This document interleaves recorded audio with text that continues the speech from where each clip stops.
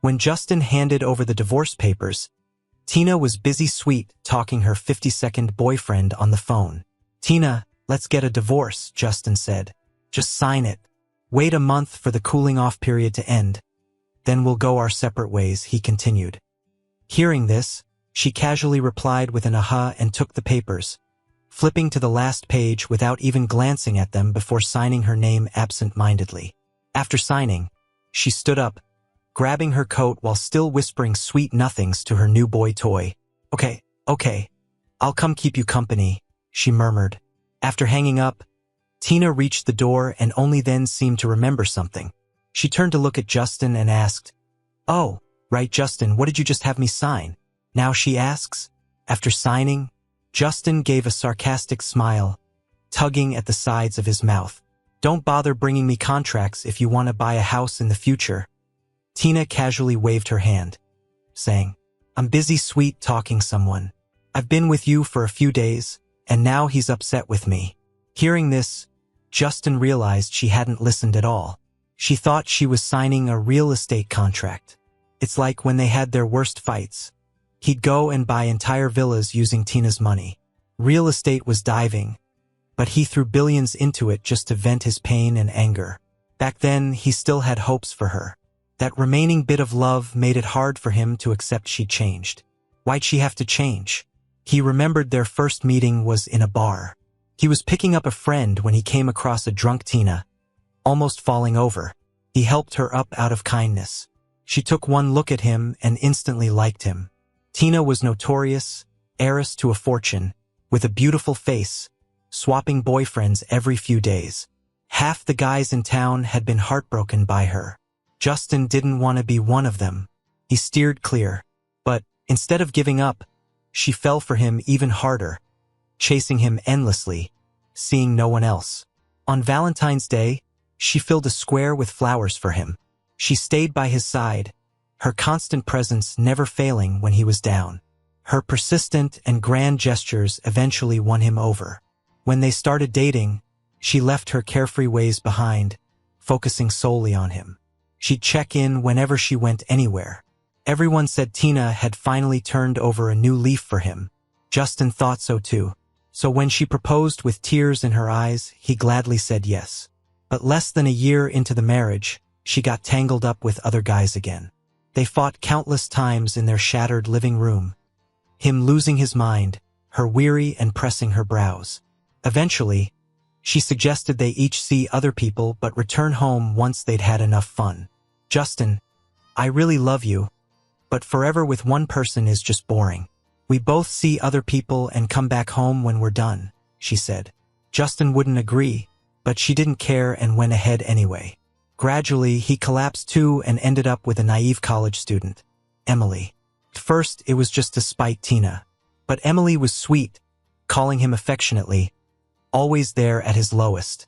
She was at his side when a car accident left him on the brink, staying through follow-ups. Her purity healed his wounded and aching heart over time.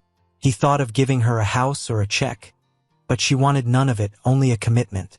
"Leave her and try with me," she said with clear and loving eyes. In her gaze, Justin saw a reflection of his whole self, battered by marriage but not broken. She seemed to just glow. At that moment, he was moved. Life's too short. Kids know to swap broken toys. What had he been doing all these years of crazed entanglements with Tina? So he agreed to end things with Tina and be with Emily. Just after Tina left, Justin got a video call from Emily. She was cooking, wearing a white shirt, with soft hair brushing her forehead and lashes fluttering. She looked delicate and gentle. "Have you finished the divorce?" she asked. Though much older than her and more experienced, her face still made him blush and his heart race. "Yeah, signed the divorce papers. In a month we'll be completely done," he replied. Emily's lips curved slightly with delight. "If you're done, then don't let her touch you this month. I'll check." Justin didn't expect her to say that. His face reddened, voice firm, "Don't say such things." In her eyes, a hint of possessiveness flickered briefly before she pouted. "You're mine. I won't share you." Afraid the conversation would get inappropriate, Justin hurriedly changed the topic. praising her until she hung up smiling. She was great, really. Just clingy. After the call, Justin bought a calendar. For a month, he'd mark each day passing. From October 1st to the 10th, Tina hadn't returned once. But Justin knew where she went, who she was with, and what she was doing. Her new flame, also her company's intern David, would brag about their whereabouts on social media every day. They'd either be having afternoon tea at a restaurant or playing golf. They'd either be enjoying the city lights from a mountaintop villa or soaking in a hot spring together. Funny thing is, Tina, with her wild nature, never spent that much time on one man before. Previously, those fleeting romances lasted no more than a month before she'd get bored. But this David guy somehow had managed to hold her interest for over 3 months now. Maybe it was the unusually long-lasting affair that gave him confidence. Unlike other men who kept to themselves, he boldly added Justin on social media as a quiet form of provocation. Justin didn't think much of these little tricks. He was on the brink of divorce, so why would he care? Lately, he's been keeping busy cleaning out the house. Meticulously chosen razors, suits pressed daily, and a limited edition Patek Philippe he stayed up all night to snag. Big or small, expensive or cheap, anything she gave him was packed up and tossed out. Along with the thrown items went all his grievances from the marriage and his once genuine feelings for Tina. He's decided to say goodbye to the past and start fresh. 2 days later, Tina finally returned. She frowned at the noticeably emptier villa. "Justin, did you throw away my stuff?" Justin, flipping through a magazine, simply grunted, "Yeah, tossed 'em." He added, "Things you gave me I can throw away if I want. Plus, you don't come home, so it's not like you'd need them." Tina thought he was still mad about last time and was saying these things on purpose. She sat beside him, trying to placate him casually. "Didn't we agree that we'd do our own thing outside and not get serious with anyone? Why are you suddenly bothered?" There it was again, the casual justification game. No matter what she did, she always had a variety of excuses lined up. And as her husband, he had no choice but to swallow all the pain in silence. But now he's done arguing over pointless matters. He snapped the magazine shut and headed upstairs, his tone icy cold. "You're overthinking it. I really don't care." Tina thought he was pretending not to care and held his hand. Then, under his impatient gaze, she pulled a card from her pocket and placed it in his hand. "Don't be mad. I'm taking you to an auction tomorrow. You can bid on whatever you like to cheer up, okay?" Justin instinctively wanted to decline, but a glance at the Sotheby's logo on the invite changed his mind. He agreed. After all, they were getting divorced. Might as well enjoy her money while he could. At 5 p.m., Tina's car was at the villa's entrance right on time. Justin, bag in hand, was about to open the car door when he saw a familiar face. It was David, holding a big bag of snacks and drinks from the passenger seat. He greeted Justin with innocent cheerfulness. "Sir, I get carsick. Would you mind sitting in the back today?" Seeing the fleeting smugness in his eyes, Justin glanced at a dashboard decoration that caught his view. A branded custom piece with a sign reading David's exclusive passenger seat. Without saying a word, Tina sensed Justin's displeasure and softly coaxed. "David's never been to an auction, bringing him out to see the world. He's sensitive, Justin. Can you give him a break?" "Sure, why not?" He wasn't after her anymore. Just a mere seat. Justin chuckled lightly and got in the back seat. Throughout the ride, David nibbled on various cakes and snacks, feeding some to Tina using his own utensils, all the while flaunting their affection. The two chatted diversely, her laughter never waning at his funny remarks and occasional whining. Justin, throughout, couldn't even muster a glance, simply enjoying the autumn view through the car window. Upon arrival, it didn't take long before David began whining about his shoes hurting his feet. Tina teasingly called him delicate, but without a second thought. She led him to a nearby mall to pick out flat shoes, helping him try on pair after pair. Watching her half kneel to check shoe softness, Justin couldn't help but recall when he fell sick with a fever, deeply hoping she'd just get him a glass of water. Yet she refused with a sense of superiority. Indeed, David was her little prince on a pedestal with preferential treatment. But once, wasn't he also cherished by her the same way? Back in the day, he didn't want to yield to her pursuits and jokingly said if she could get red bean cakes, he might consider. The specific cakes were far across the city, and given it was snowing heavily, it was evidently a challenging task. Nevertheless, she set off, returning after 5 hours with still warm cakes from her arms. Numerous times after, Justin wondered why, if the love back then was genuine, did she change so swiftly? Perhaps she hadn't changed. He just failed to see her true nature, at first unseen by him, the deep oceanic nature of her being. And no one ever draws back the depths of the ocean. Justin laughed to himself, took the invitation, and entered the venue ahead. It wasn't until the first auction item was up that Tina and David finally made their entrance. The event was both an auction and a dinner, tables adorned with delicacies and seasonal crabs. As they sat, David fixated on the crab, pestering Tina to have some. With a resigned, gentle smile, Tina carefully folded his sleeves and declined a waiter's help, taking it upon herself to gracefully crack the crab, serving the meat and roe to him. Seeing her chivalrous elegance brought stars of admiration to David's eyes. Justin, however, remained quietly observant, noticing that after finishing the crab, David pointed to the rare, limited edition luxury watch being showcased. Tina promptly raised her bidding card. Bidder 17 put in an offer for $300 million. As soon as that price came out, the room was buzzing. No one dared to compete, and you could hear people everywhere gasping. Soon after, it was time for a break at the dinner party. A bunch of folks with their drinks headed to table 17, looking to schmooze a bit. They noticed how Tina was doting over David, so they started sucking up to him too, showering him with sir this and sir that. Tina raised her eyes and casually reminded them, "Oops, you got the wrong guy. That's actually my husband." In a flash, the guests who got it wrong looked super awkward and quickly tried to correct themselves. Justin remained silent, brushing off the surprised and somewhat pitying glances. They weren't entirely wrong, though. Soon enough, he wouldn't be Mr. Shin anymore. The way Tina adored David, who knew, maybe right after grabbing the divorce papers, she'd let him move in. After the short break, the auction continued, featuring antiques in the second half. Justin wasn't interested in those. He just bid on a few of the priciest collectibles and left early. As he reached the elevator, he suddenly heard David behind him. "Mr. Got a minute to chat?" Justin paused and said, "Nothing to talk about with you." Before he could finish, he noticed David raising his hand. Slap! The next moment, a swift slap landed hard on his face. The slap packed quite a punch, and Justin's face turned bright red instantly. He instinctively covered his face, his mind spinning and blank. "David, what the hell?" Once he recovered, anger surged through Justin, and he raised his hand to return the slap. But his hand never made it to David's face. Tina caught it mid-air.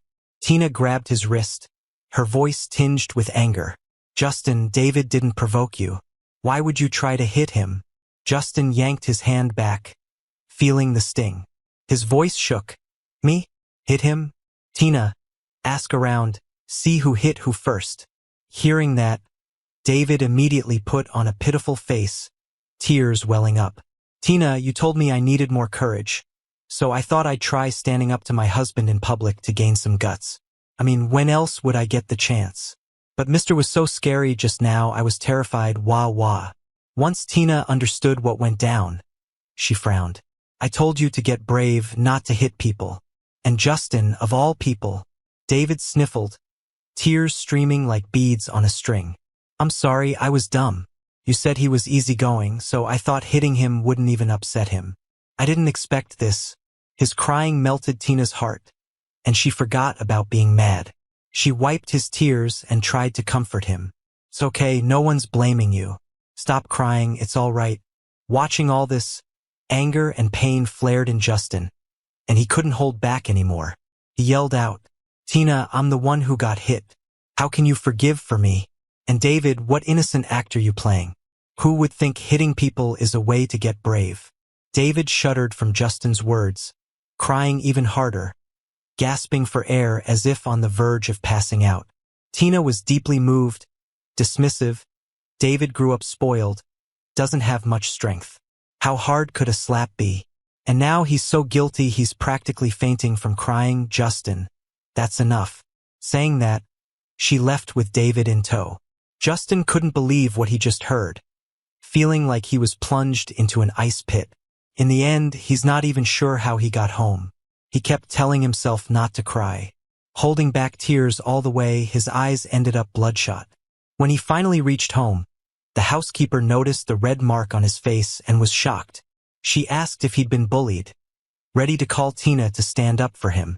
No need, he softly stopped her. All of his pain, it was all by her hands. Justin sat by the window with an ice pack on his face for an hour. The swelling finally went down a bit when he got a message from David. "Mr. Made it home? I'm at the hospital. Tina was so worried about me. I just passed out, and she got me the whole VIP floor with a dozen doctors for tests. How's your face, by the way? Must really hurt from what I did. Look, if you want, swing by the hospital and maybe I'll lend you a doc to check if your face is fine." Justin just glanced at it and sent it straight to Tina. It wasn't until the early hours that she replied with a few words. He meant well. Justin laughed, a bitter laugh mixed with tears. In the next moment, he sent a voice message. "Protecting him so much? Why not marry him? I'll step aside and wish you both a lifetime of happiness." Tina replied almost immediately. "Justin, why say things out of anger? How many times do I have to tell you you are my husband? With these people, I'm just having fun. Don't overthink, please. Rest up. I'll be home tomorrow."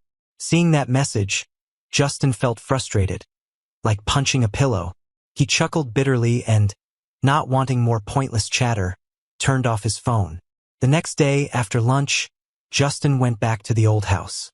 He brought the jade jewelry set, a family heirloom supposedly, his mother-in-law gave him when they got married. Unfortunately, Tina's parents had flown out to Bali for vacation that morning, so they weren't home. Justin asked around, and hearing they'd be back only a month later, he handed the jewelry to the housekeeper and left. After grabbing a few things from the store, he headed home. The lights were on in the living room. Tina was on the sofa, a bunch of gift boxes piled on the table. Hearing him come in, she put down her phone and glanced at him. "Heard from the housekeeper you returned the family heirloom?" Justin just made a sound like Tina let out a little sigh and sat down next to him. "Are you still mad? Come on, I got you so many gifts. Can you forgive me just this once?" Even when he gave the family heirloom back, her first reaction was still that he was mad. Not that he wanted to cut her out completely. She's that sure of herself, so sure he'll never leave her. That's why she does whatever she wants and suggests crazy things like just seeing other people, breaking his heart with different guys every time. Justin didn't say anything. He just glanced at the box with the familiar logo and then looked a bit sarcastic. "The things I want are one of a kind." Tina was puzzled. Somehow Justin knew she picked the same gift for David and seemed momentarily startled. "Justin, you've got it wrong. I sincerely wanted to apologize. I asked David to help me pick it. He liked it too, so I bought two. Don't sweat the small stuff, okay? Small stuff, small stuff." Justin's so tired of that term. He flipped the gifts over. "Gifts can come by the dozen. Is your love sliced up into pieces too? Tina, I just regret it now." His eyes were getting wet. Regret believing her back then. Regret marrying her. He didn't finish, but Tina understood what he meant. She couldn't just sit there anymore. Grabbing his hand, she said, "Justin, you gotta know, my heart's really only for you. If not, why would I marry you? Just give me a few more years to have fun, and I'll come back to you." Empty words. Justin didn't want to hear them anymore. He pulled his hand away, sounding incredibly calm. "Then just wait." She thought he had calmed down and picked up the bags scattered on the ground to hand them over. Justin knew she didn't understand what he said but didn't explain. He took the bags and just headed upstairs. He was waiting for the divorce cooling-off period to end, not her wake-up call. Justin's birthday was coming up. Tina's parents, despite being overseas, remembered and had a valuable bracelet shipped from Europe. The address was Group's HQ. Justin was going to tell them about the divorce deal with Tina. But since they were off traveling, He didn't want to ruin it for them, so he held back. He dropped by the group. Tina's parents had left the gift on his office desk. She was in a meeting, so he went in alone. Right when he opened the door, he saw David already taken the outer packaging off, wearing that glittering bracelet on his wrist. David looked startled when he saw him and put on a timid, scared face right away. "Sir, what brings you here?" Justin wasn't interested in his display. He walked over, intending to take back his bracelet. "Came to get what's mine." At his words, David's eyes flashed with envy and unwillingness. He held onto the bracelet tightly. "Like it that much?" Justin was about to let go when David purposely jabbed his fingers against the sharp edge of the desk. Blood dripped from his fingertips as he fell onto the couch, sobbing softly. "Sir, it just looked nice. I wanted to admire it a bit more. Do you have to be so harsh?" Before Justin could react, he was pushed off balance from behind, landing hard on the coffee table. His forehead hit the table's edge with a thud, bleeding immediately. His face went pale from the pain. As he looked over, he saw Tina rushing in, her eyes full of concern, tending to David's wound, distracting and bandaging it. At that moment, Justin realized David's act. He managed to stand up shakily, picked up the blood-stained bracelet, and held it up to David. Tina thought he was showing off, and an unexplainable anger boiled inside. She was about to lash out when Justin beat her to it. "You like it? It's yours. Take it." David stopped acting surprised and forgot to shed fake tears. Tina didn't get what he was doing either, frowning hard. "That was from Mom and Dad. For you." "For me? No, for the son-in-law. He soon won't be." Justin put the bracelet down. "I have a cleanliness obsession. Blood-stained stuff is unlucky. It's all yours." He didn't care what kind of faces they pulled, leaving the office right away. Watching his calm departure, Tina frowned deeply. Since getting married, Justin's two known hobbies were clear: buying houses and hoarding jade. When he got mad, she would always use these to comfort him. For him to just give away a valuable collectible gem? When Justin's birthday came, Tina still didn't come back. Everyone at the party was asking about her, assuming she was prepping a surprise. Traditionally, she had been glued by his side. Justin wasn't concerned about where she was, just wanted to celebrate his birthday right. After today, he'd be 27, ready for a new chapter. Why waste time on old matters? He didn't reply, just picked up a champagne bottle, shaking it like a firework about to pop. "Here's to me on my birthday." His voice was full of freedom and relief, making people laugh and raise their glasses. "Here's to the most handsome, young, and kind Justin's birthday." Justin chuckled. "Not anymore. Tina and I are divorced." Just as he said the word divorced, the sound of a door being suddenly opened cut it off. The guests in the living room turned around and saw David at the doorway, looking awkward as he supported a drunk Tina. With so many eyes on him, David's face turned red, and he started to stammer. "Sorry to interrupt, I brought Tina back.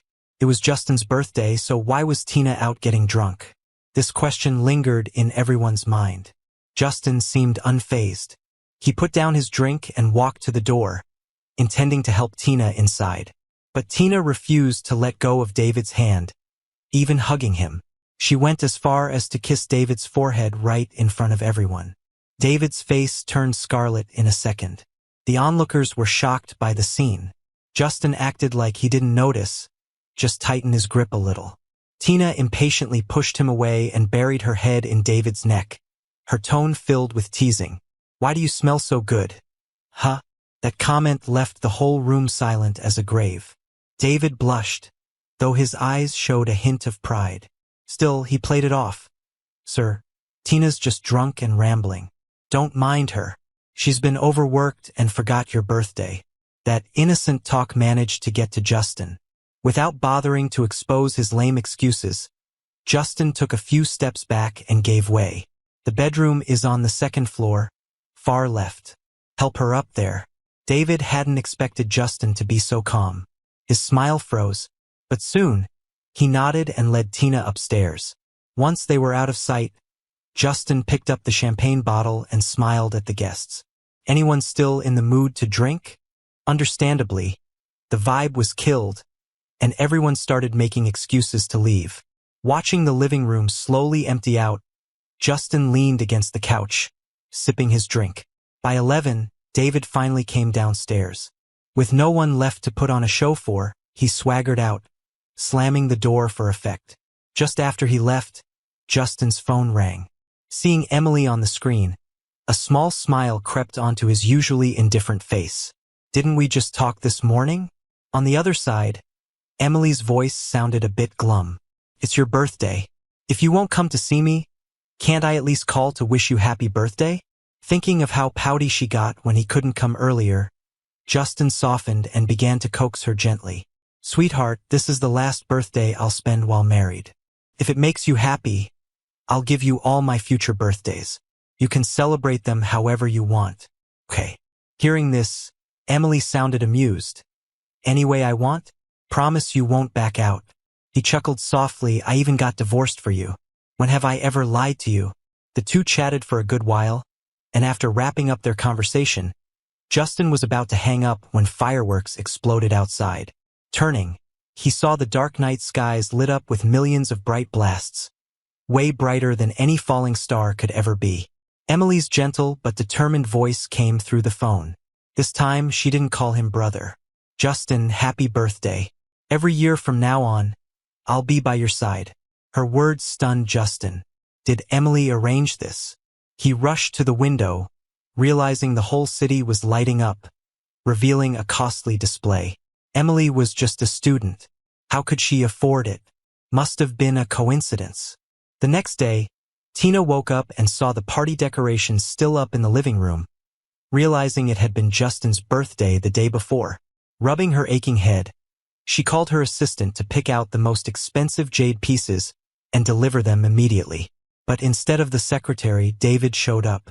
Seeing him, Tina's headache intensified, and she spoke more sharply than usual.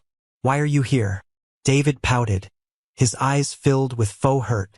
"I wanted to see you more, so I volunteered to bring the gifts. I'm sorry. If it bothers you, I won't come anymore." Tina couldn't resist him. Watching him pretend to cry, she caved, soothing him quickly. "All right, I didn't mean it like that. Don't cry, okay?" David continued his dramatic act, crying even more. Tina, desperate to calm him down, promised she'd fulfill any request he had. His tears finally stopped, and he spoke softly. "Anything? Even if it's a star in the sky, I'll get it for you. I want to stay in this villa for a few days, be with you all the time." "Okay." Tina's smile faltered, not because of anything else, but because she'd promised Justin she wouldn't bring anyone home, no matter what. Just as she was about to say no, footsteps came from the staircase, along with the housekeeper's greetings. She quickly stood, intending to explain to Justin why David was there, but David spoke first. "Good morning, sir. This is the birthday gift from Tina." "Oh yeah, my neighborhood's been sketchy lately, so Tina agreed I could stay here a few days. You don't mind, right?" Justin ignored the provocation and remained expressionless. "Suit yourself." David didn't expect Justin to be so indifferent, forgetting the prepared lines for his boast. Neither did Tina, surprised by his easygoing manner. Just as she was about to speak, David clung to her arm, playing the brat. "You see, Tina? He's totally okay with it." The words of refusal were caught in her throat. She looked up at Justin and finally noticed something was off. She frowned slightly. "Justin, do you really not mind?" Justin's expression was indifferent. "Doesn't matter. Let him stay." After that, he signaled for the housekeeper to serve breakfast and leisurely returned to his room. David, pleased at achieving his goal, immediately went home to pack his bags. Tina, however, was left standing there, frozen. All morning, she was uneasy and found excuses to knock on Justin's door several times. "My brother can be a bit noisy. Aren't you worried he'll bother you by moving in? If you're not happy, just say it. I won't let him move in." "Justin, I said before, those people outside are just for fun. They can't compare to you. Don't bottle things up." Again and again, Justin grew annoyed. He pressed his fingers to his temples. "I told you I really don't mind." Seeing his expression, Tina, usually nonchalant and carefree, suddenly felt a wave of panic. "Why don't you mind? You weren't like this before." Justin glanced at her and gave a natural smile. "Isn't that great? Didn't you always hope I'd stay this way?" With that, he used the excuse of needing sleep to gently show her out. That night, David moved in with his luggage. Justin watched as he acted like the man of the house, ordering the servants around, but he said nothing. He just quietly tore off a page from the wall calendar. The sound of it, like nails on a chalkboard, sent shivers down Tina's spine. Seeing the few remaining pages, she couldn't help but ask, "Do you tear that calendar every day for something important?" "Nope, just for fun." His casual tone made Tina increasingly anxious. She thought about Justin's recent odd behavior, which started after David showed up, and had a moment of realization. Watching David on the second floor pointing and giving orders, she finally stood up. "Justin, this is our home. My promise won't change. David doesn't belong here. I'll send him back today." With that, she rushed upstairs. It was unclear what she told David, but soon he was teary-eyed and reluctantly left with her, lugging his suitcase. Finally, peace returned. For the next few days, Tina didn't return. Justin didn't mind, he busied himself with packing. On the third to last day, he visited the notary to ensure that properties purchased with her card were rightly under his name. The day before last, he moved all the jewelry from the exhibition cabinets to a bank safe, planning to transfer them to a new place after finalizing the divorce.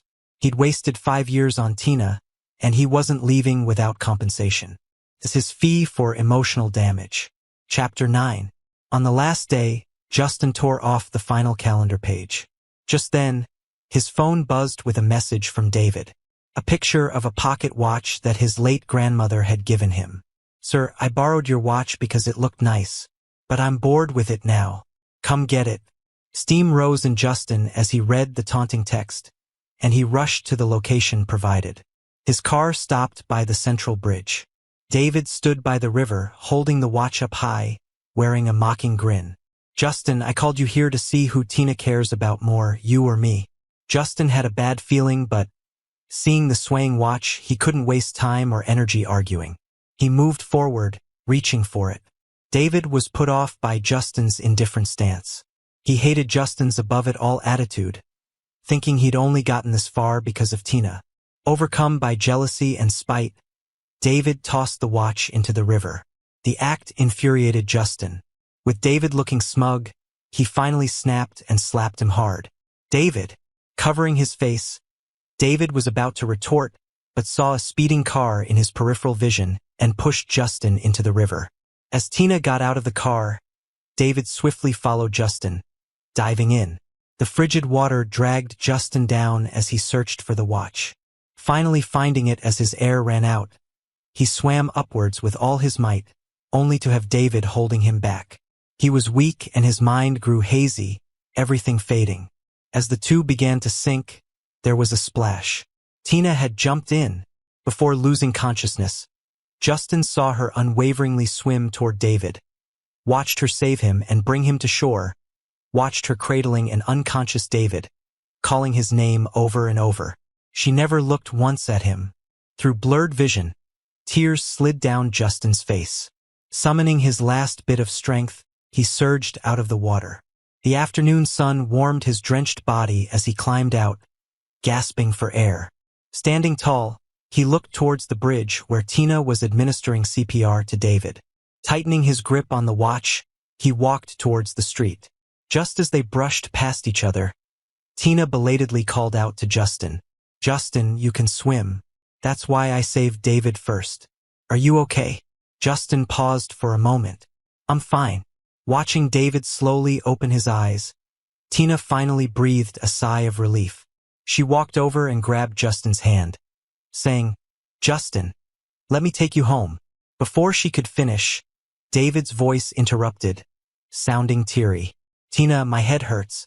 Tina hesitated for a moment, and Justin, with a hoarse voice, said, "You should take care of him. Don't worry about me." Tina quickly replied, "I'll take him to the hospital and come back to be with you." From where she couldn't see, Justin shook his head with teary eyes. His meaning was clear. From now on, she didn't have to worry about him anymore. After today, their marriage was officially over, and they had nothing to do with each other. Tina, 7 years of torment is finally over today. I've let go, just as you wanted, and I'm moving on to someone else's arms.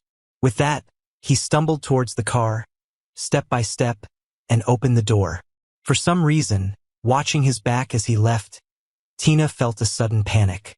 Justin, she called out instinctively, but he didn't even turn around. She could only watch the car drive out of sight.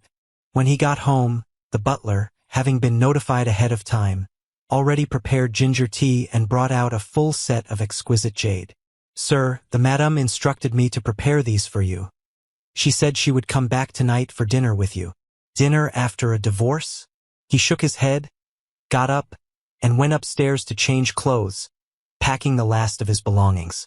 After dragging his luggage downstairs and ignoring the butler's shocked questions, he said hoarsely, "When Tina comes back, let her take a good look at the document she signed a month ago.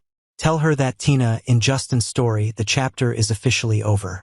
With that, he stepped out the door, took the ring off his finger, and tossed it into the trash can at the entrance, then got into his car. The dark purple sports car sped south, disappearing into the night. The car came to a halt outside the villa. Seeing the entrance empty, Justin took off his sunglasses and asked, "Where's Emily? Didn't she say there was a surprise for me? Now that I'm free, she doesn't come out to greet me?" Full of questions, Justin pushed open the unusually quiet door. With a loud thud, cheerful piano music began to play seamlessly. The dimly lit living room suddenly brightened to daylight, revealing everything hidden in the dark.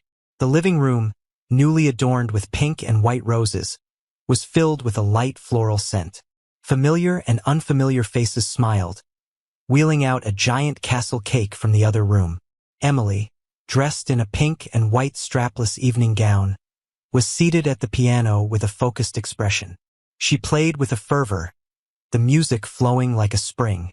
From afar, the scene looked like a dream, and Justin felt his heart skip a beat. He was enveloped in an unreal feeling, driven unconsciously by the music. Step by step until he stopped at the piano, just as the last note concluded. Emily lifted her eyes, more brilliant than the stars, and like magic, presented him with a bouquet of roses. "Justin, thank you for choosing me, for coming to my side." With her words, a tidal wave of cheers erupted from behind. "Justin, congrats on the divorce. Congratulations on finding love again." Justin, freshly divorced, was a bit overwhelmed by the lively scene. He pursed his lips lightly, a hint of shyness in his eyes. Seeing his ears turn slightly red, Emily let out a soft smile, rising to snuggle into his arms. The teasing around them grew louder. Justin buried his head in her shoulder, only to hear her laugh-filled words reach his ears. "Justin, you mentioned giving me a title. Does that still hold?" Justin was slightly taken aback, looking at her in surprise. Under her serious gaze, he nodded gently. In the next moment, Emily stepped back and suddenly pulled out a bouquet. The crowd's cheers grew louder, nearly lifting the roof. When she took out a box from her pocket, revealing a pure and dazzling diamond ring, Justin felt his breath catch. It was then he vaguely realized why she had put together such an elaborate surprise and asked him that question. And as he thought, that's exactly what it was. Emily took his hand and placed a kiss as light as a feather on his right ring finger. Focusing on him and all their friends, she asked with utmost sincerity, "Justin, will you give me a chance to become your fiancé?" Everyone around collectively held their breath, waiting until after the proposal to shout in unison, "Say yes." Justin's heart raced with the enthusiastic cheers. Looking into those eyes so near, filled with expectation, memories of countless moments with her sped through his mind. When they first met, she was there for him when he was devastated and drinking. She was the one who wiped away his tears then, with unmatched gentleness. When he talked about wanting to be her patron, she would hug him, saying it was her honor to catch his eye. During countless sleepless nights, she sat by him, sharing interesting stories to lift his spirits. Emily made him believe that his life hadn't reached a dead end. He still had the chance and strength to start anew. She taught him that his overwhelming love wouldn't drown in a hopeless marriage abyss, but rather be reborn after the trial. He had crossed that nightmarish darkness and reached the dawn. And waiting there at the end of his journey was Emily. So even though he felt uncertain about the future, uneasy about walking from one marriage into another, it all vanished because of the person before him. He made the most sincere choice, giving the most steadfast answer. I do. In the early hours of the morning, David's fever finally broke. After getting him to sleep, Tina stepped out onto the balcony. She rubbed her tired eyes and sent 2 messages to Justin on her phone. Justin, I've got something to deal with tonight. I'll come see you tomorrow. Are you feeling all right? Anything bothering you? Need me to send a family doctor over? The guy who usually replied in seconds was silent today. After waiting a few minutes with no response, Tina figured he was asleep and left it at that. She sank into a chair, answered some work messages, and opened her social media feed. Mixed in with all the vacation and party posts were a few proposal videos from the same angle. They were shared by some of Justin's friends, and seeing them, Tina squinted and couldn't help but click on one. The video opened on the girl getting proposed to. Tina felt the face looked vaguely familiar, like she'd met her before somewhere. But she didn't dwell on who it was and was about to exit when the camera panned to the left, catching the guy getting proposed to from behind. With one glance, Tina sat bolt upright, eyes wide with her phone close to her face. The guy's back looked an awful lot like Justin's. That thought raced through her mind, then she dismissed it quickly. She shook her head, trying to clear it. They were still married, he still wore his wedding ring. How could he agree to someone else's proposal? It was probably just a friend she hadn't met before. With this reasoning, she calmed herself and exited the video, even leaving a like. The next minute, she heard coughing from the hospital room, and her thoughts of resting were gone as she went back to care for David. All night, David stirred restlessly, waking and sleeping, and Tina stayed awake, vigilant against his fever returning. By morning, exhausted, she called in her assistant to stay with David while she headed home to rest. When she stepped into the house, she sensed something was different, an unusual emptiness. She couldn't pinpoint it at first, but soon noticed that the previously cluttered spaces seemed oddly bare. All the collectibles in 3 or 4 display cases had vanished, the colorful tableware in the dining cabinet was gone, and the cushions and toys from the sofa had disappeared too. Walking through the house, her frown deepened. When she reached the bedroom and opened the door, about to ask Justin what's up, the sight stopped her cold. If the living room had seemed half empty, the bedroom was even more cleared out. Only her clothes remained in a few wardrobes. The vanity and jewelry areas were wiped clean, and every surface was empty. It finally hit her that something was off. Justin and all his things were gone. Was he pulling the "I'm upset, I'm moving out" stunt again?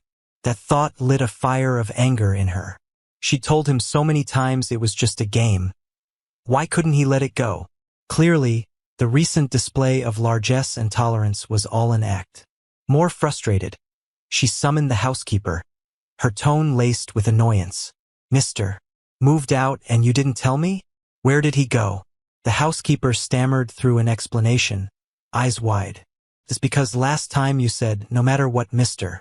does, we should let him be and not bother you with these things, so we didn't report. He had his drivers come pick him up. He probably moved back to his place." Back to his place? So his parents might know too? How did Justin blow such a small thing out of proportion? Tina's face turned stormy as she grabbed her phone to call him. After a long ring, no answer came. Her patience wore thin, and as she kept dialing, she moved to the bed. Pressing her fingers to her weary eyes, a glimpse of a stack of papers on the nightstand caught her attention. Seeing the words "divorce agreement," she froze, a look of disbelief slowly spreading across her face. Divorce? Was this Justin's current antics? Realizing this, fury flared anew within Tina. Even during their worst fights, he never brought this up. Now just because he fell into some water and she wasn't there for him, he wants a divorce? Is his gripe with David so huge? Is marriage a mere game to him? Anger surged, veins bulging on her forehead, as she grabbed the papers, about to flip through them when Justin's cold voice came through the phone. What's up? You're really pulling a divorce stunt to threaten me? Is this really necessary? Faced with her angry demand, Justin sounded unsettlingly calm.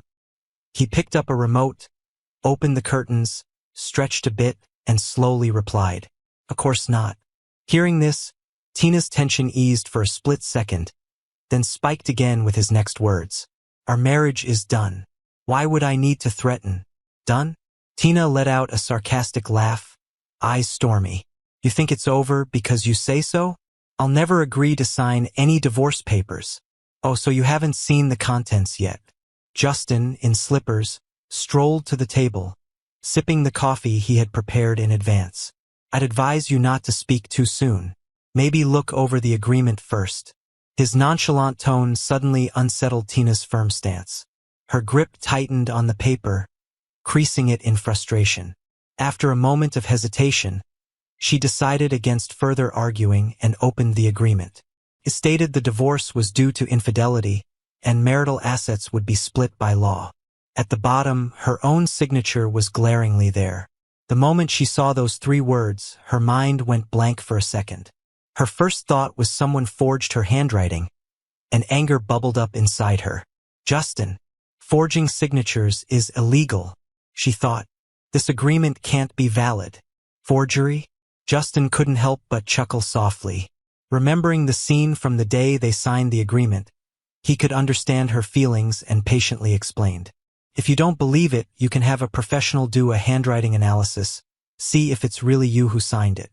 Tina's already tangled heart turned into a complete mess. She stared at those fancy scribbles over and over, trying to find any flaw. But from start to finish, the strokes and writing style were identical to her own. She felt suffocated, as if she couldn't breathe. She didn't remember signing this divorce agreement. Did he trick her into signing it when she was drunk or unaware? That seemed like the only possibility. Finding a sliver of hope, Tina took a deep breath, her tone becoming firm again. "You tricked me into signing it without me knowing. It doesn't count." Justin expected this day to come. He pulled out a video from the day she signed and sent it over. "This divorce is final, no more room for negotiation. If you have any disputes or different thoughts, whether it's an amicable divorce or going to court, contact my lawyer. He'll handle the divorce proceedings for me. Tina, this marriage is over for me." With a beep, the line went dead. Tina was so angry at Justin's resolute tone that her face turned dark, a stormy expression. She opened the video, and as soon as she saw the noisy bar in the background, a blurry memory came to her mind. The next second, a crystal clear "Let's Get Divorced" played from the speaker, and Tina felt her blood freeze. She fixated on the screen, watching herself casually answering the phone on the couch and then signing her name on the agreement without any hesitation. She shivered uncontrollably. After watching the brief video only once, hidden memories surged back. So, that day, what Justin asked her to sign wasn't a property agreement, but a divorce agreement? Her mind was full of her little tantrum about David. So she hadn't heard what he said at all or seen what she was signing. Justin was telling the truth. She had signed this agreement while sober. Panic and helplessness replaced the shadows in her eyes. She stood up in a rush, grabbed the agreement, and raced downstairs to her car, speeding toward Justin's place. Her mind replayed the scene of her signing the document, and Justin's last words before hanging up echoed in her ears. No one knew better than her what kind of person Justin was. She finally realized this time she had really messed up.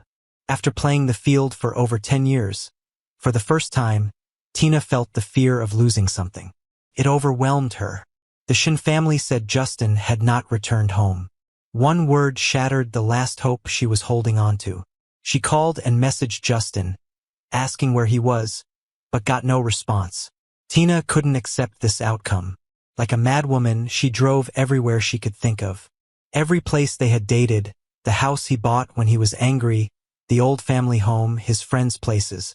After a whole day of searching, She had nothing. She hadn't slept for over 30 hours and was completely exhausted. She had no strength left. Yet, her tense nerves kept her alarmingly alert. So she kept downing coffee, trying to focus. As her frustration reached a peak, David called. "Tina, why aren't you answering my messages? If you get lost." Hearing his whiny voice, Tina lost any patience for playing nice and hung up immediately. Her startled secretary, who had just come in, reported in a timid voice. "Tina, we tracked him through road cameras. He seems to have gone to the villa." "The villa?" Tina remembered that Justin had a villa he bought before their marriage. She left her phone and rushed out. Her secretary picked it up, intending to follow, just as David called again. Watching Tina's car speed off, her secretary remembered her instructions to pay attention to David's matters and answered the call. "Hello, David? Tina's busy right now." "Yes, she probably went to the villa. When will she be back?" "I'm not sure." Knock, knock, knock. The urgent pounding on the door made Emily put down the half-peeled fruit she held. She glanced at Justin in the bathroom, then walked to the door. Opening it, she saw Tina's anxious face and a knowing look flashed in Emily's eyes. "Who are you?" Tina was too focused on finding Justin to even look at Emily and tried to push past her into the living room. "Move aside." Seeing her eagerness, Emily twirled the fruit knife in her hand, blocking Tina's path just inches from her eyes. "This is private property. If you force your way in, you'll face the consequences." Seeing the sharp blade, Tina regained a bit of sanity. She stepped back, lifting her dark, angry eyes, her voice laced with anger. "This is my house. You're the one trespassing. Who are you?" Emily smiled slightly, a pleasant expression on her face. "This is my fiancé's home." Hearing those words, Tina was stunned. She looked up at the nameplate on the wall, then at the person in front of her. She realized she had seen this person somewhere before. It seemed she was the woman from that proposal video. So, was she Justin's friend's fiancée? But this house was under Justin's name. Did he give it to his friend? Tina's mind raced with countless thoughts, but she was still clueless. So she decided to just ask directly. "Who's your fiancé?" Emily was waiting for that question. She put away the knife, gently blew off the dust, and glanced at Tina with a smug and pleased look in her eyes. "Exactly. What are you doing here?" Hearing Justin's voice, they both turned around. Emily's haughty demeanor vanished instantly, and she became as docile as a declawed cat. "Justin, this person suddenly broke into the house. I think she's a thief. Should I call the cops?"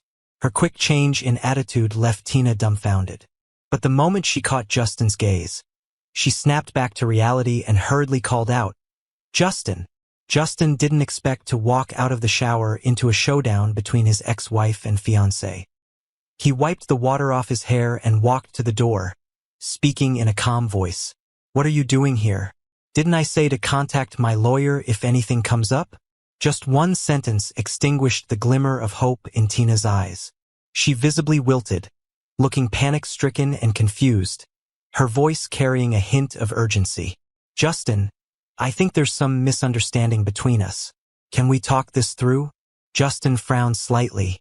Instead of responding to her, he turned to look at Emily and spoke a bit softer. "Weren't you going to make dessert? Go ahead. I'll help you out when I'm done here." Upon hearing this, Emily's face fell, and she reluctantly shook her head. "I don't trust this person, Justin." Justin didn't let her finish, coaxing her a few steps inside before closing the door. He then turned back to look at Tina, his voice turning frosty again. "A misunderstanding? I don't think there's any misunderstanding between us. Everything you did this past year really happened, didn't it? It's perfectly reasonable to divorce a wife who cheated multiple times." Watching how these two interacted in a way that was more than just friends, a strong sense of disgust arose in Tina. She was about to ask Justin who this person really was when his words threw her off balance again. "I was wrong, Justin. Could you forgive me? Give me another chance, and I promise I won't mess up again. You'll be the only one in my heart. I swear." Justin had heard a similar promise from Tina 5 years ago when she was trying to win him over. But the result? So, hearing her promise again now, he only found it laughable. What makes you think I'd give up the freedom I finally got to go back to a miserable marriage? Why do you think I'd give a second chance to a promise-breaking woman like you? This place isn't a recycling center. You've picked the wrong person. Tina's face turned ghostly pale at his words. She didn't understand how things had gotten to this point. She felt her mind was in chaos. Regret and fear were slowly eating away at the little sanity she had left. She wanted to explain it all, but considering what she had done, she felt she had no defense. Silence stretched between them. Who knows how much time passed before a familiar voice came from the entrance of the house. Tina. David, still recovering from illness, ran over breathlessly and grabbed Tina's arm. Justin glanced at their clasped hands, and Tina, as if waking from a dream, threw his hand off urgently, pushing him to the ground. David didn't expect to be humiliated in front of Justin. Angrily, he looked up, meeting Tina's cold stare and Justin's brief smirk. He interpreted the smile as mocking revenge, fueling his rage further, and couldn't help but perform his act. Tina, what's wrong? Did he say something to you again? Didn't you promise not to believe one side of the story? Didn't you tell me he has a bad temper but you'd be understanding? Shut up. His manipulative words halted abruptly when Tina shot him a chilling glare. Watching their little drama unfold, Justin couldn't help but find it amusing, offering a critique. Since we're divorced, let him continue. I'm really curious about how the person I loved for 5 years turned out to be such a deceitful hypocrite. Tina's eyes widened, desperate to explain, but David interrupted with a shocked exclamation. You're divorced? Justin nodded, smiling indifferently at the fallen man before him. Yes, divorced. And I'll never remarry. Congrats, David, your turn now. Each word was like a knife stabbing into Tina's heart. She trembled uncontrollably, staring at Justin with despair, but only saw his calm smile. That liberating smile was 100 times more painful than his words. Ashamed to face him and fearing more unbearable words, she stumbled away into the darkening evening. She had to escape. The pain here was just too much for her to bear. David hadn't recovered from the shock yet when he got knocked down. He watched Tina walking further away. He got up slowly, leaning on the ground, wanting to chase her. But then something hit him, and he turned around, giving Justin a smug look. Justin, I've always said you stand no chance against me. Justin quietly watched him, walking down the stone steps step by step until he was in front of him. He was about 5 centimeters taller than David, so he glanced down, easily seeing the arrogance in David's eyes. Remembering the water-damaged pocket watch and everything from before, Justin realized it was time to settle things with him. He flexed his fingers and joints, put on a polite smile, and then gave David a hard slap across the face, surprising him. With a loud smack, David's already flushed face swelled from the impact, and he was knocked a few meters away from the force. Despite the stinging and numbness in his fingertips, Justin felt incredibly satisfied and at ease. He fearlessly met David's fiery gaze and spoke softly. This slap is for you. Got any complaints? David didn't expect him to suddenly attack, but he had no strength to retaliate, only screaming at the top of his lungs. Justin, just you wait. Tina won't let you off when he finds out. Hearing this, Justin's smile grew even brighter. He squatted down slightly, raised his hand, and slapped David's left cheek again. The crimson palm prints mirrored on both sides, quite satisfying his OCD, and his tone became lighter. This one's for my pocket watch. Now we're even. Of course, if you want revenge, feel free to bring Tina along. I wouldn't mind giving her a couple of slaps too. With that, he stood up calmly, not sparing David another glance. Turning his head, Justin saw Emily at the window, looking displeased. The moment they made eye contact, she hurried over, opened the door, and gently rubbed his hand, her voice filled with concern. Why didn't you let me join in? Does your hand hurt? Seeing her, Justin felt his heart soften. Nope, doesn't hurt. Next time, why don't you do it for me? Hearing him speak so tenderly, Emily's mood finally improved. She helped him to the dining table and sat him down, then grabbed some eggs and went into the kitchen. Watching her hustle for something so trivial, Justin sighed, wanting to stop her. It's fine, it won't swell, no need to boil the eggs. Emily ignored him, finishing her task before sitting beside him, rolling an egg in his red palm. Seeing her being so earnest, Justin found it both exasperating and endearing. Did you get too caught up watching? Is the pear and silver fungus soup ready? I've been looking forward to it. Emily held onto her silence, refusing to take his bait, so Justin switched tactics. Are we heading to City A in a couple of days? Didn't you promise to take me home? How about we pack tonight? Emily finally spoke up. First, a trip to Europe, then City A. Europe? What's up there? Emily glanced at him, a hint of indulgent compromise in her eyes. The watch is your grandma's keepsake, right? Gotta fix it first. Otherwise, she'd be heartbroken when we visit her. Justin didn't expect her thoughtfulness, feeling a wave of warmth inside. But he checked the watch on his way over yesterday. It seemed beyond repair, and he didn't want a wasted trip. No need. It just stopped working. As long as I've got it, it's fine. His voice was full of reassurance, but Emily's eyes grew more sympathetic. She set down the egg, took his ring from her pocket, removed during his bath, and slowly slipped it on his ring finger, speaking earnestly.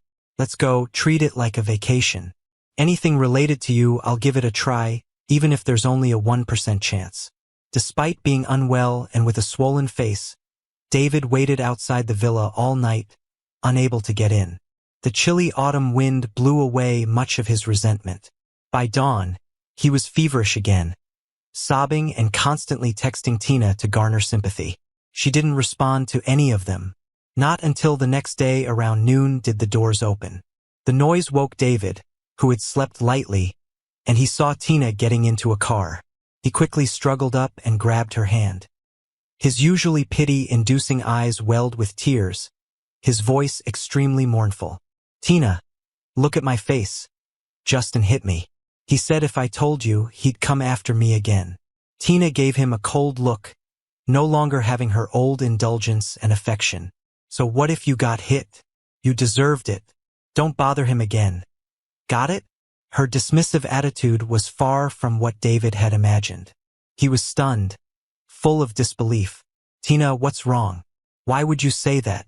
Weren't you going to pamper me forever? Listening to his forced, pitiful tone, a flash of disgust crossed Tina's eyes, and she pulled her hand away, pushing him aside. You think I was serious? David, did you really think I liked you? It was just for fun. The only person I ever loved has always been Justin. Her words shattered all of David's hopes completely. Unable to accept this, he couldn't maintain his pitiful facade and screamed in frustration. You lied to me, didn't you? Tina, figure it out. You're supposed to like me. If you really liked Justin, why didn't you react when I hit him? Why did you leave him so many times to stay with me? When Tina heard those words, she instinctively clenched her fists, feeling a rush of uncontrollable heat inside her. Her mind raced with images. She remembered the incident by the bridge, the calendar in the villa, and the auction house argument. In every scene, she saw Justin looking lonely and dejected, his disappointment clear. It wasn't until she had lost him completely that she realized how wrong her past actions had been. Regret washed over her like a tidal wave, threatening to drown her. She didn't want to hear David bring up these old stories again, but he just wouldn't stop talking like a floodgate had opened. Even if you were just play acting, Tina, you're one of us now. The person you really love can't be Justin. Otherwise, why would you agree to the divorce? Isn't it because you have feelings for me? The word divorce brought the harsh reality back to her, shattering her remaining sanity. Unable to control herself, she grabbed David's skinny neck, her hands so tight that the blood pooled and her knuckles turned white. Quickly, the red spread up his neck and his face turned a shade of purple. David struggled desperately, but he was no match for her strength. He could only widen his eyes as he felt the air slipping from his lungs. Just when he thought he might die right there, Tina finally let go. He collapsed onto the ground like a broken rag doll. Tina didn't give him another look, leaving him to be dealt with by her secretary. I don't want to see him in front of me again. When the plane landed in Switzerland, Justin discovered Emily had everything arranged already. Transport, a 5-star hotel, and a butler for planning their itinerary. The seamless arrangements surprised Justin. He remembered Emily saying she came from an ordinary family. So how did she have connections and resources abroad? But with the stopwatch on his mind, he didn't think much more of it. At the watch shop, the repairman said it could still be fixed, and Justin felt relieved. In the following days, they traveled leisurely, visiting all the sites. Emily seemed to know everything about the place as if she'd been there many times. She could speak about every landmark and piece of history in detail. They even ran into some of his friends on the street and got invited to a manor. Justin was surprised to find out she knew horse riding, tennis, and could even critique wine made for European royalty. Day by day, the mystery around Emily deepened. Whenever he tried to ask a few probing questions, her innocent face made him think he was overthinking it. On the day of picking up the watch, Emily ran into a friend at the door, so Justin went into the store alone. They had tickets to return home that afternoon, so he didn't dawdle and quickly got the watch before heading out. But once outside, he couldn't see Emily anywhere. Instead, a crowd had gathered a few meters away. After scanning the area and not spotting her, Justin made his way over to the group. Before he got too close, he heard a voice very similar to Tina's. "What's it to you?" Hearing it, Justin froze for a moment. He climbed a nearby flower bed to get a proper view of what was happening. Sure enough, it was Tina. In just a few days, she looked much worse for wear, with bloodshot eyes as she grabbed Emily by the collar. "I'm looking for my husband. What's it to you? Get out of my way." Emily appeared much calmer. She glanced at Tina and casually batted away the hand wrinkling her clothes. "Justin's already divorced you. Ex-wife. Why act tough in front of me?" Seeing this unfold made Justin feel uneasy. It wasn't the confrontation that bothered him, but how Emily handled it. To him, she'd always seemed like a gentle, obedient girl who needed him to solve her problems. This side of her, so defiant and brash, was completely different from how he knew her for the past 6 months. While he was deep in thought, Tina, who had just been pushed aside, saw Justin. She immediately stopped reacting, pushed through the crowd, and ran to him. "Justin, why did you come to Switzerland without a word? Do you know how worried I was when I couldn't find you?" After being together for 5 years, Justin knew her current worry was genuine. But now, he didn't need this on-again, off-again affection anymore. He looked at her quietly, his eyes calm like a still lake. "Whether I travel overseas or not is none of your business. Besides, I'm not alone. I'm with my fiancé." Those words hit Tina like a thunderclap, leaving her frozen in place. Her mind went blank, all thoughts stopped except for one, repeating mechanically, "Fiancé?" Amid her disbelieving gaze, Justin nodded slowly and called out into the crowd, "Emily." In the next second, the woman who had been confronting someone transformed into a meek little lamb, peeking out with innocent eyes. "Justin, you're back so soon." Justin detected a hint of guilt in her voice. He indeed had many questions for her, but that moment wasn't the right one. So he pushed aside his doubts and waved her over.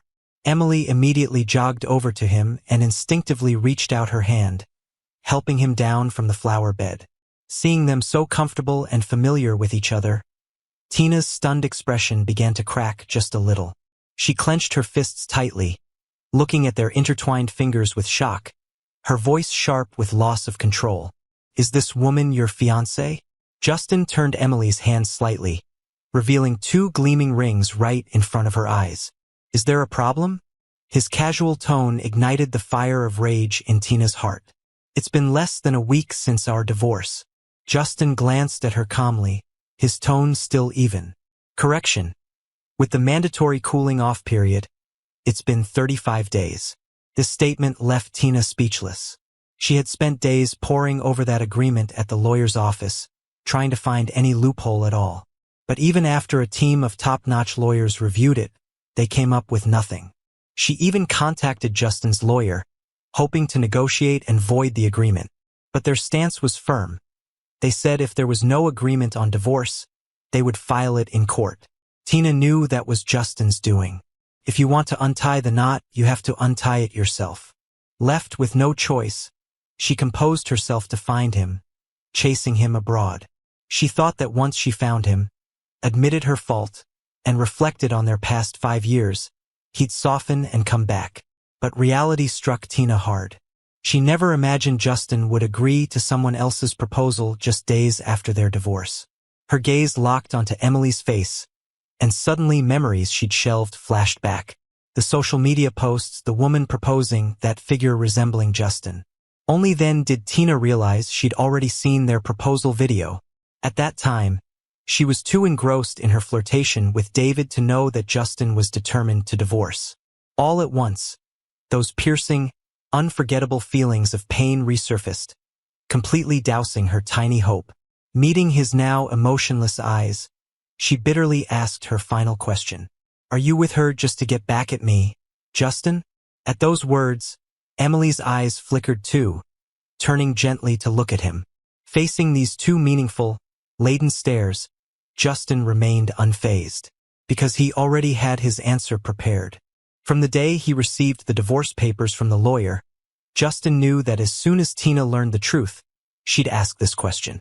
After all, from her perspective, he was so deeply in love with her that she could openly cheat, use the excuse of not having had enough fun yet. She believed his love was unshakable, that even transferring it to someone else one day would be out of revenge. She wanted to use this excuse as comfort for overindulging herself. See, true unwavering love didn't exist in the world. All your previous flirtations were nothing but part of human nature. Anyone else in your position couldn't control themselves. They'd make the same choices. Even the man you tried to settle down with and loved couldn't remain constant for you. So why be harsh on yourself? If love is so fickle, why not give only half-hearted loyalty to it? Better to enjoy playing the game while young and then settle for someone similar when tired. Those were Tina's thoughts during her countless affairs after marriage. At first, Justin didn't understand this, until he recklessly approached Emily, suggesting they have a fling. It was only then that he first felt this way. The difference was, back then, he felt guilty for breaking marital vows. He wanted revenge, but he also hated himself for being unfaithful. These conflicting emotions tormented him, nearly driving him insane. It was only after a sudden car accident that he finally saw through the confusion and found a liberating path. What was love, what was hate? In the face of life and death, they were just hollow feelings. Once you're gone, just ashes, then nothing's left. For unworthy people and things, was it really worth torturing yourself, wasting your life away? He was only 27. Why should he tie his entire life to Tina? This was Justin's answer to what seemed like an unsolvable marriage dilemma after surviving the accident. So after he recovered, when Emily jokingly asked again for a formal commitment, he agreed. He decided to let himself off the hook, to stop spiraling and becoming someone as dissolute as Tina. He still had the courage to start over, someone who one-heartedly loved him, and an unimaginable future. He and Tina were never the same, and with time passing by, Justin finally got the chance to speak those long-held words, clearly, in front of Tina, word by word, leaving no room for doubt. Revenge? I once thought of avenging you, but later I realized it wasn't worth sacrificing my life for your shallow, cheap love. So choosing to be with Emily wasn't revenge. It was simply because we love each other. To me, love means being together, and not having it means breaking up. A simple and easy decision. You didn't need to make so many excuses to cover up your change of heart. You could have just told me you didn't love me anymore, and I would have willingly left.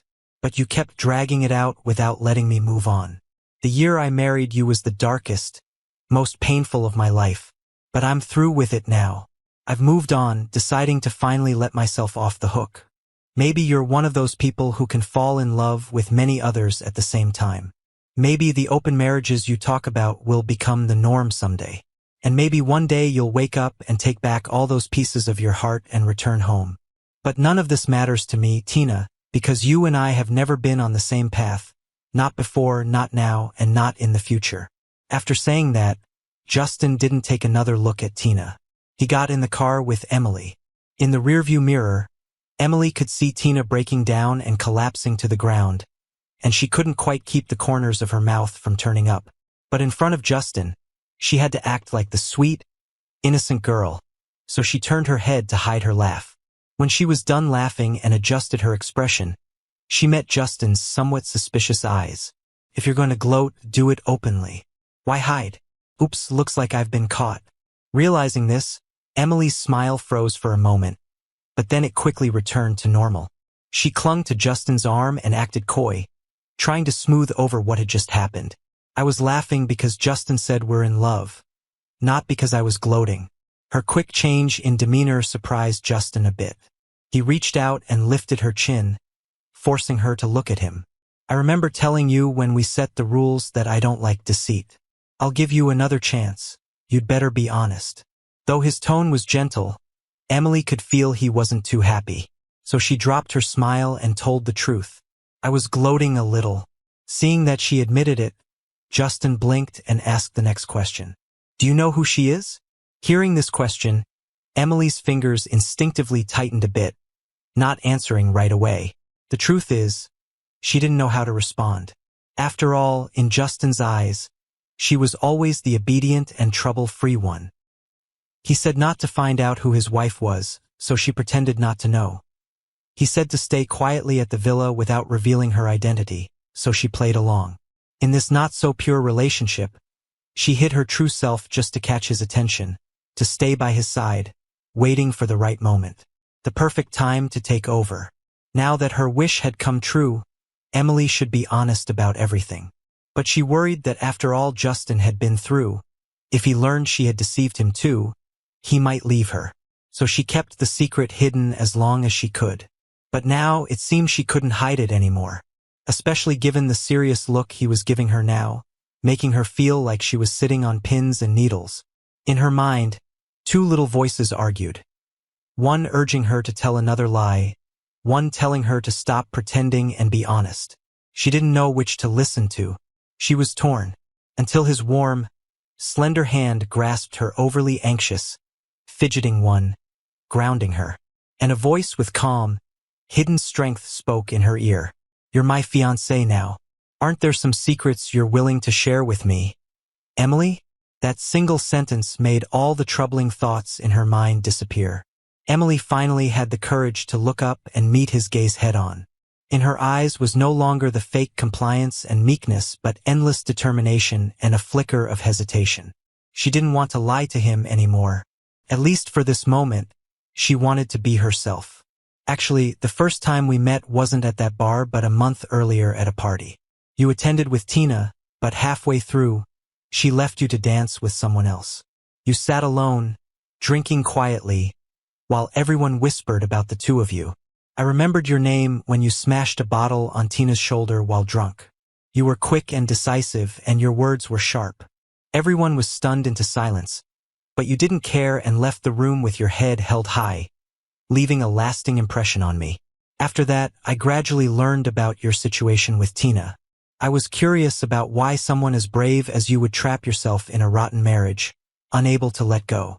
I have an insatiable curiosity, and it seems there was some fate between us. Who could have known we'd meet again at a bar? That night, you mistook me for Tina, cried in my arms, and poured out all your sorrow and pain. Oddly enough, even though I thought you deserved it, I couldn't help but hold you and comfort you all night. That's where our story began. You felt incredibly sorry for mistaking me for someone else and insisted on compensating me. I didn't accept it, but you chased me to my school, forcing cash on me. After that day, rumors about me being kept by a man spread throughout the school, and everyone talked about it. To clear my name, I had to find you to return the money.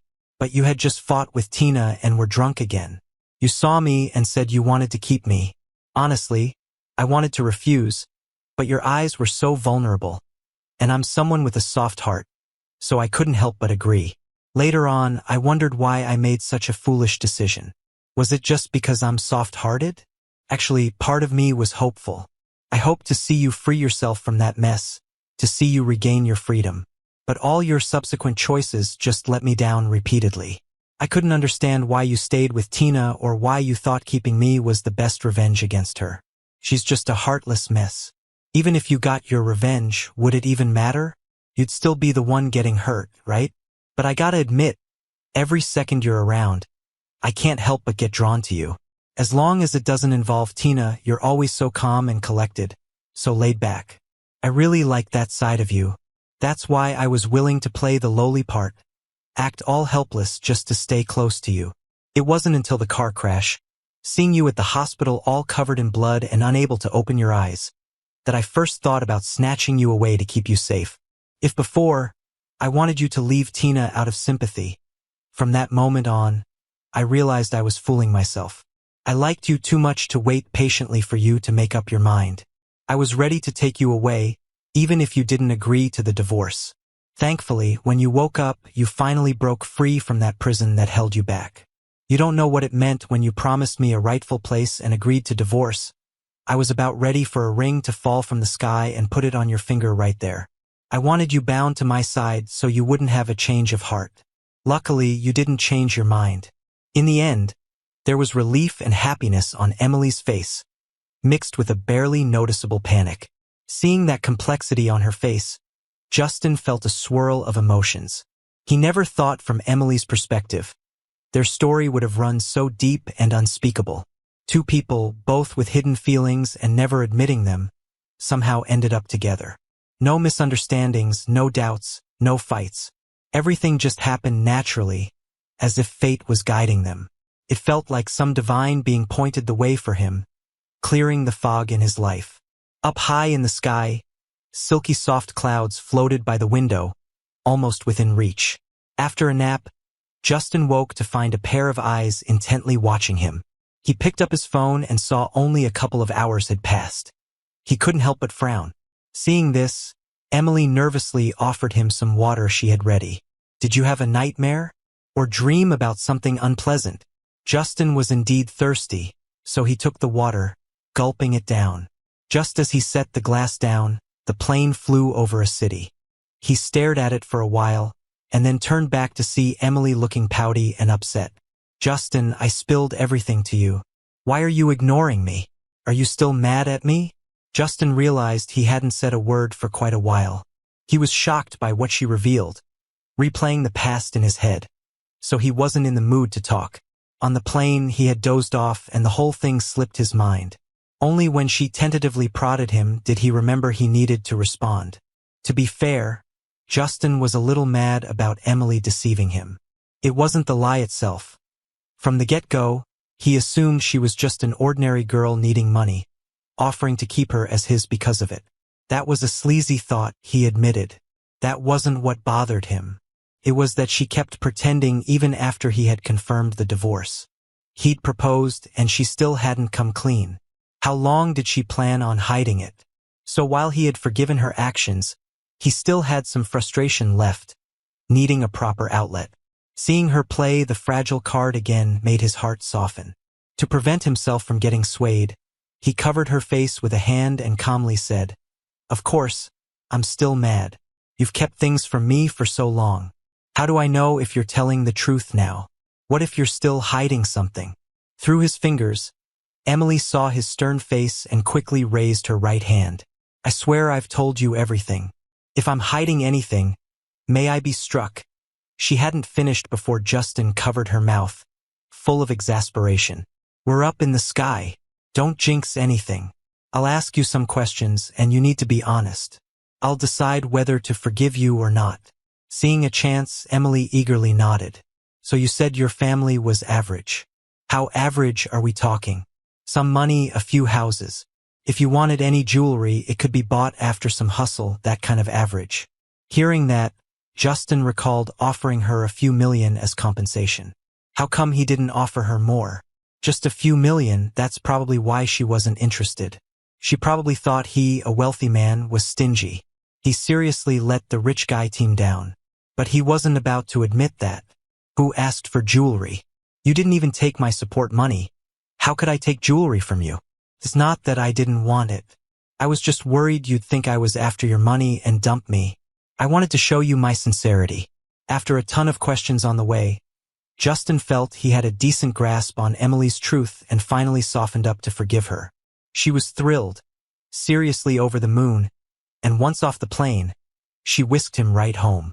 Before their trip to Switzerland, he promised her he'd meet her family. But as the car rolled into the luxury villa district in the heart of City A, he fell silent. He turned to her, voice low, "This is your average family?"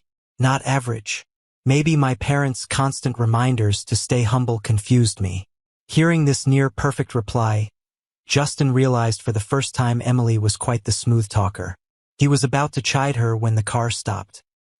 He looked at the dozen or so people waiting at the door, and a flicker of surprise broke through his usually calm eyes. "Weren't we just supposed to meet some family members? Why are there so many people here?" Before he could process it, Emily opened the car door, pulled him out, and started with the introductions. "Hi everyone, this is my fiancé, Justin. Justin, this is my dad, mom, big brother, and over there is my aunt and uncle." As he was introduced to each person, Justin barely dared to lift his head too much. Even though he had heard about them, he never had a chance to interact with them, whether with his own family or after marrying Tina. Only Emily's older brother, the so-called cold and aloof leader of the family business, had he seen a few times at banquets. It seemed like the brother remembered him too, casting several evaluating glances his way. Justin's already racing heart started pounding even faster. After the small talk ended, he used the excuse of needing the restroom to catch a quick break. But as he stepped out, he bumped into Felix. It felt like Felix was waiting for him, as he extended his hand with a chilly look in his eyes. "I didn't get to properly greet you earlier. Should I call you Justin or Mr. Tina?" The comment froze the smile on Justin's lips, but he quickly composed himself, shook Felix's cold hand, and answered with quiet dignity. "Justin is fine. My marriage with Tina is completely over. Just ended, and you're already with Emily and even engaged?" The pressing question made Justin's scalp tingle. His mind raced for a reasonable explanation. But no matter how he phrased it, it always came out wrong, sounding rather improper. After some thought, he decided honesty was best. "I met Emily while still married, so technically I cheated. But I have no regrets about what I did." Felix seemed surprised by his frankness, his expressionless face showing a hint of interest. He nodded, asking another question. "Emily's much younger than you, isn't she?" "About 5 years. Justin roughly calculated, a little nervous now. He picked up on the implication that he might have taken advantage of the age difference to mislead a younger girl. Although that was somewhat true. But with things already as they were, and with Emily not wanting to give up, he didn't want to back down in front of her brother. He mustered up some courage. "She's young, yes, but she's an adult. I respect her wishes and followed my own heart when agreeing to her proposal." The cramped space fell silent for a long while. Justin stared at the silent man across from him, feeling he might suffocate if they stayed here for any longer. He was just about to lose it when Emily showed up. She saw the scene and immediately understood what was going on. With a raised eyebrow, she stepped protectively in front of Justin.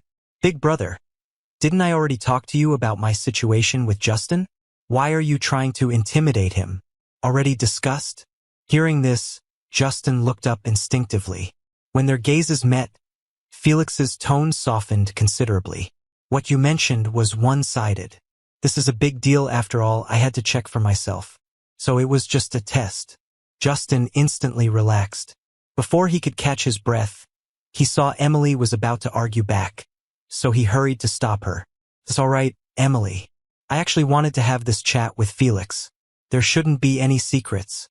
Hearing that, the icy look in Felix's eyes cracked a little, warming ever so slightly. He glanced at his protective sister. "As for your divorce from Tina, she's not looking to settle privately. I've lined up a legal team. I'll handle the case so you guys don't need to worry. Once the paperwork's through, following our parents' wishes, you'll need a proper engagement ceremony." "Is that all you have to say?" Faced with his younger sister's question, Felix nodded before turning away. Justin hadn't expected things to go this way. He leaned toward Emily, whispering a question.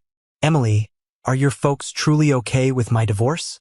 Felix, who was at the corner by then, turned back to look at them and spoke deeply. "My sister's a grown woman, as you said. She has her own judgment and decision-making abilities. As long as she's willing, we'll respect her wishes and won't interfere.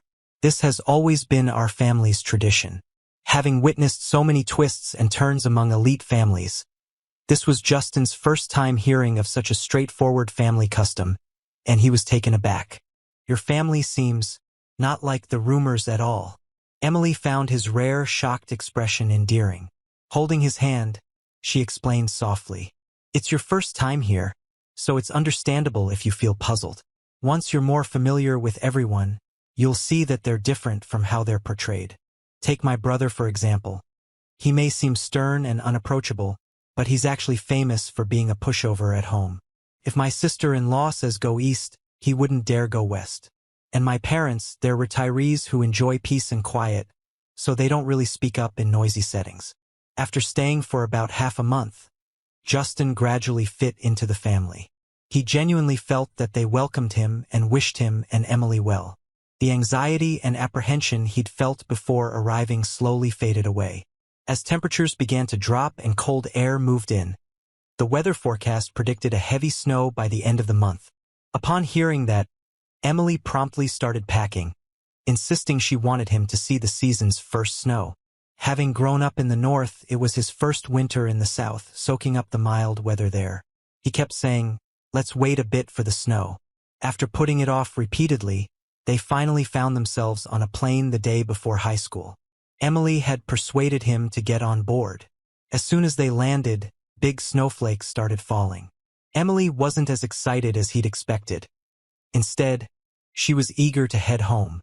Seeing how urgent she seemed, Justin couldn't shake the feeling that something was off. Wasn't she here to see the first snow? Why was she so indifferent now that it was snowing? Justin figured she had something up her sleeve he wasn't aware of, so he stalled a bit. Emily held out for only 10 minutes before she spilled the beans. "Justin, you've already accepted my proposal, but you still haven't taken me to meet your parents. By the end of next month, I'll reach the legal age to marry. Don't you think we should lock this down?" So, she just wanted a promise, huh? Justin sighed, looking more than a little helpless. "Are you in such a rush to get married? But my divorce isn't finalized yet. Getting married now would be illegal, right?" Emily took his hand and put it in her pocket, leading him slowly into the snow. "My brother said the divorce should be wrapped up by early next month. Your folks might not be thrilled with a daughter-in-law as young as me, so we need to start getting them on board." "You're right about that, but what if they won't agree? Then just talk me up a bit. Sing my praises. They'll come around eventually."